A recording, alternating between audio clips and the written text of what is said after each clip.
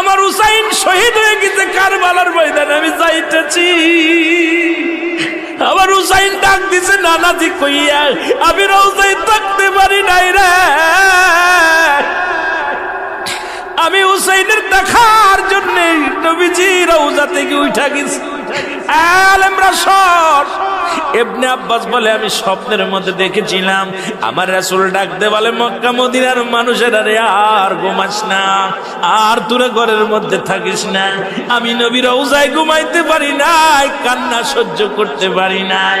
ওদিন আমিও ফাতেমার নদীও না আমি সহ্য করতে পারি নাই। আমার হুসাইন যখন ডাক দিয়েছিল না নাজিয়া মুহাম্মাদ মুহাম্মাদান করে যেদিন ডাক দিয়েছিল রে, সেদিন আমি নবী রওজা থেকে পাগলের মতো উঠে কারবালা পর্যন্ত চলে গিয়েছিলাম।